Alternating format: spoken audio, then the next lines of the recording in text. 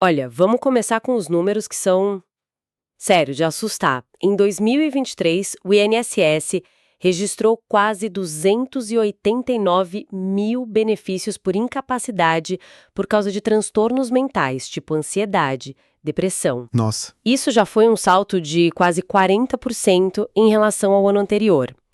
Mas aí veio 2024 e os números simplesmente explodiram. Mais de 470 mil afastamentos, só nos primeiros meses. maior índice da última década, né? Exato. E isso não é só uma estatística, sabe? É um alarme. Um alarme ensurdecedor vindo de dentro dos escritórios, das fábricas, até dos home offices. Com certeza. A grande questão é, o que está por trás dessa epidemia silenciosa? E o ponto que, para mim, muda o jogo para todo mundo, é que a conversa sobre saúde mental deixou de ser uma escolha, sabe? Uma coisa de gestão moderninha. Agora virou uma obrigação legal e com prazo para começar a ser cobrado. Exatamente, tem data marcada. Hoje a gente vai mergulhar fundo em várias fontes. Artigos jurídicos, guias de conformidade, a letra fria da lei mesmo, para entender o que é, afinal, a síndrome de burnout, qual a responsabilidade real das empresas e o que as novas regras, como a atualização da NR1, exigem na prática. Ok, vamos desempacotar isso. Vamos lá. Para a gente começar do básico, a palavra burnout virou quase uma gíria, né? Para dizer que alguém está cansado. Mas o buraco é bem mais embaixo, não é? Ah, com certeza. O termo foi criado lá nos anos 70 por um psicanalista, o Herbert Freudenberg, e a tradução literal é queimar por completo. Que é uma imagem bem forte. Muito forte. E não é só o estresse de uma semana ruim ou de um projeto puxado, sabe? É um estado de esgotamento profundo, um distúrbio emocional que tem, assim, 3 pilares: exaustão extrema. Certo. Um sentimento de cinismo, de negatividade com o trabalho e uma sensação de ineficácia. Aquela coisa de nada que eu faço importa. Entendi. E o ponto crucial que as fontes legais martelam o tempo todo é que o burnout é resultado direto de um estresse crônico no ambiente de trabalho que não foi bem gerenciado.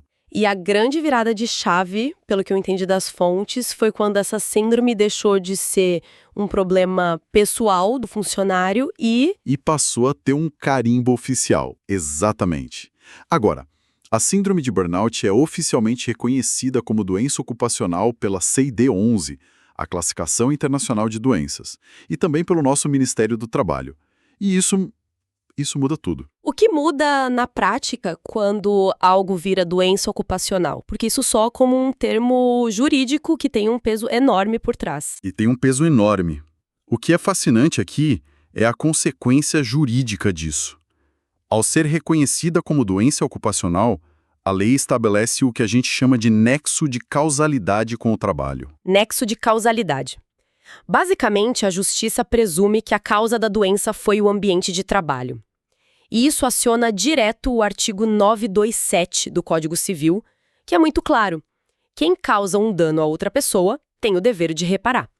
Então, se a empresa, entre aspas, causou o burnout, ela tem que pagar por isso. É simples assim. É por aí. E vai além. A responsabilidade do empregador, na maioria desses casos, passa a ser o que chamamos de objetiva. Objetiva. O que isso quer dizer em português claro? Significa que, num processo, o funcionário não precisa provar que a empresa teve a intenção de adoecê-lo ou que foi negligente. Basta ele comprovar 3 coisas: a ação, que é o ambiente de trabalho tóxico, ok? O dano, que é o diagnóstico de burnout, e a ligação clara entre os dois. A desculpa do a gente não sabia ou não foi por mal simplesmente perde a validade. Nossa. Para a lei, o burnout agora é equiparado a um acidente de trabalho. É como se alguém quebrasse a perna operando uma máquina. A lógica é a mesma. E essa reparação não é só teórica. Tem um custo bem real, né? As fontes que a gente analisou trazem um exemplo bem prático disso. Sim, um exemplo bem emblemático do Tribunal Superior do Trabalho, o TST. Um banco foi condenado a pagar 60 mil reais de indenização por danos morais a uma bancária. 60 mil? E o motivo descrito lá no acórdão é cirúrgico: pressão ofensiva e desmesurada, e metas abusivas. Veja bem, não foi um evento único. Foi um processo contínuo que levou ao adoecimento. E o tribunal disse: a conta é de vocês. Isso mostra que a conta chega, e pode chegar bem alta. Exato. O passivo trabalhista gerado por uma gestão tóxica é concreto. Essa condenação é um ótimo gancho, porque ela fala de algo que já aconteceu, uma viparação.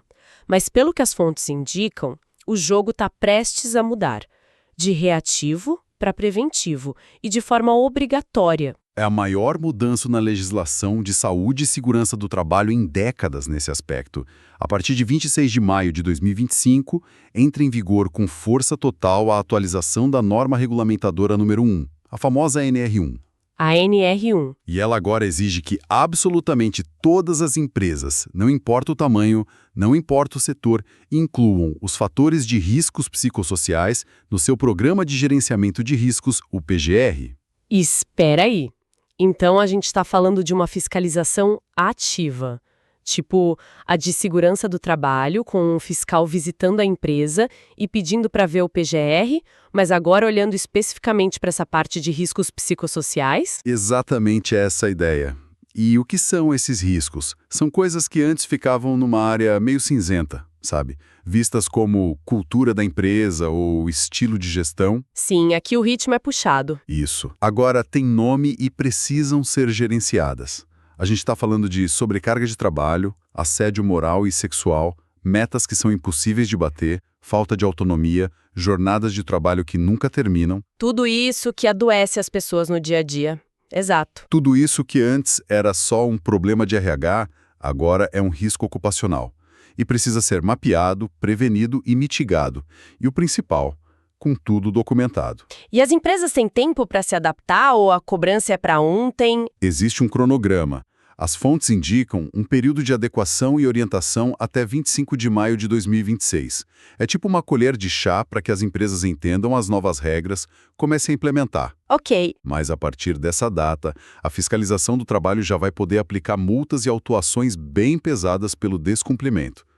A questão não é mais se, mas quando a empresa vai ser cobrada por isso. E essa pressão não vem só da NR1, certo? Pelo que eu vi, o legislador está criando um ecossistema de leis em torno desse tema. Tem até um selo para as boas empresas, não é? Isso.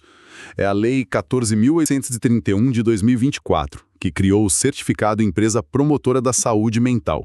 Diferente da NR1, ele não é obrigatório. É um incentivo. Exato. Funciona como um selo de reconhecimento para quem vai além do básico. Para obter esse certificado, que vale por 2 anos, a empresa tem que provar que tem ações concretas. Tipo o quê? Oferecer acesso fácil a apoio psicológico, capacitar de verdade as lideranças para uma gestão mais humana, combater o assédio ativamente e promover o equilíbrio entre vida pessoal e profissional.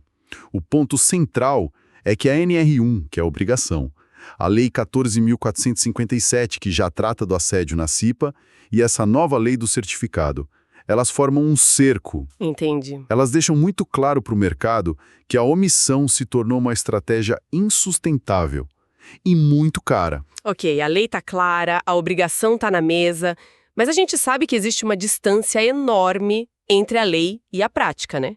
Como uma empresa começa a construir essa cultura de cuidado sem que pareça só mais um checklist burocrático para mostrar pro fiscal? Essa é a pergunta de $1 milhão.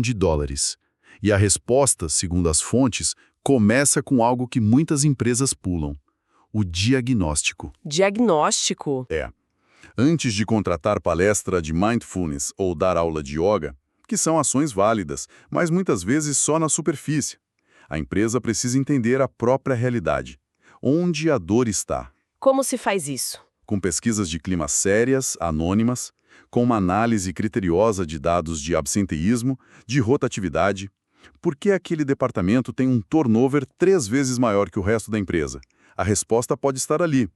E, claro, com a avaliação ergonômica do trabalho, a EAT, que agora, por lei, tem que incluir a análise dos aspectos psicossociais e cognitivos. É basicamente usar dados para encontrar a origem do problema, em vez de só colocar um band-aid no sintoma. Faz todo sentido. Exatamente. O segundo pilar, e talvez o mais crítico, é ter um canal de denúncias que funcione de verdade. E aqui as fontes são enfáticas. Não pode ser um e-mail faleconosco@empresa que cai na caixa de entrada do RH e morre lá. Isso não funciona, não funciona. O canal precisa ser percebido como seguro, anônimo e eficaz. As plataformas modernas usam criptografia, permitem denúncias por vários meios. Web, app, telefone, e a tecnologia já ajuda muito nisso. Como? Existem sistemas com inteligência artificial que identificam padrões. Por exemplo, se múltiplas denúncias anônimas, mesmo que pequenas, mencionam o mesmo gestor ou o mesmo projeto, o sistema pode sinalizar um hotspot de risco psicossocial.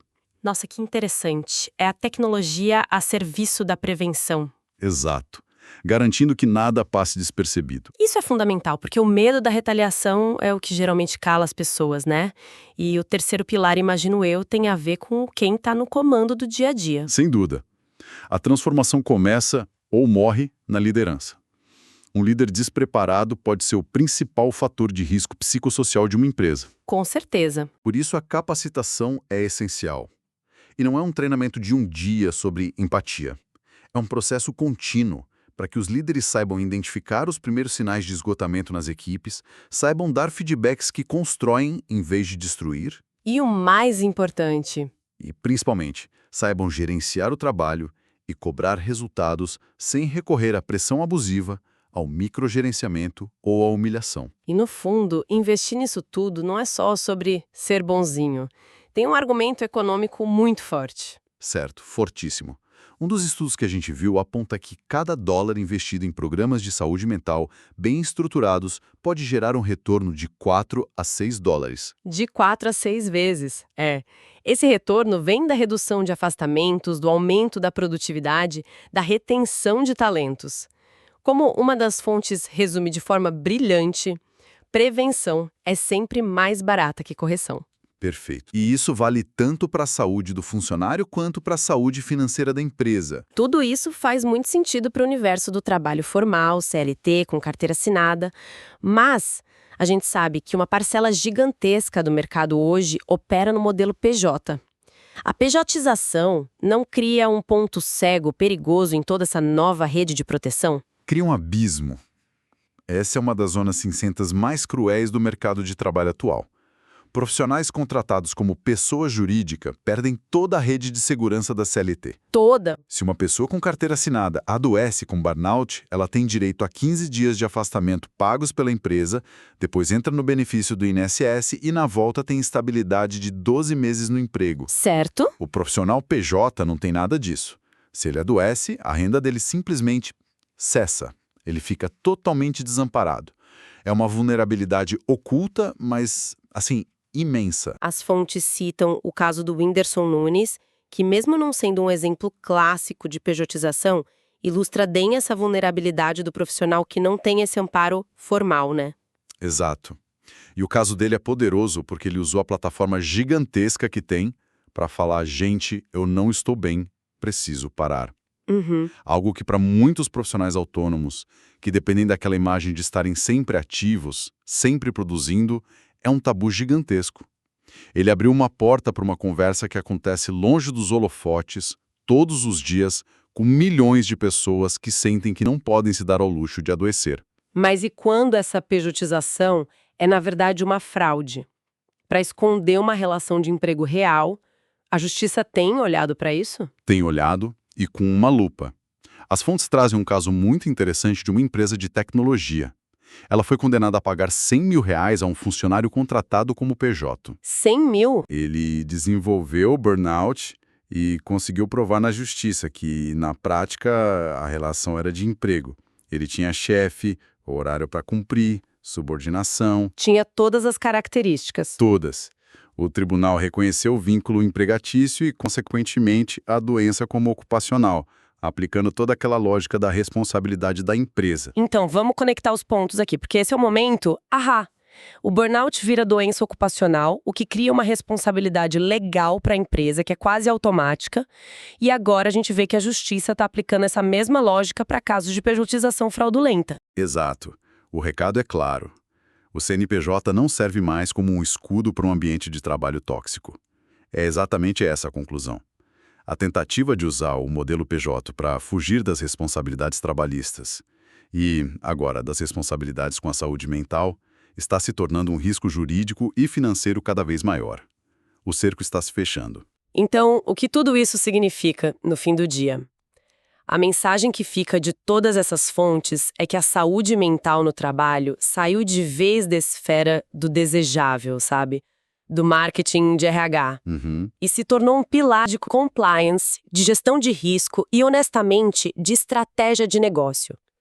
Ignorar isso não é apenas antiético. Agora é caro e comprovadamente ilegal. Caso grave de esgotamento profissional acontecesse hoje na sua empresa, a estrutura para acolher, para investigar e, principalmente, para corrigir a causa raiz do problema estaria pronta? Boa pergunta. Ou o silêncio prevaleceria, seja por medo, seja por total falta de preparo? E fica a reflexão final, que vai um pouco além das leis. As novas normas exigem que as empresas gerenciem os riscos psicossociais com programas, análises, checklists. Mas será que a complexidade da mente humana, o sofrimento de uma pessoa, pode de fato ser contido num formulário do PGR? É uma ótima provocação. Ou será que a verdadeira prevenção exige uma reavaliação muito mais profunda do que a gente entende por produtividade e sucesso no século XXI?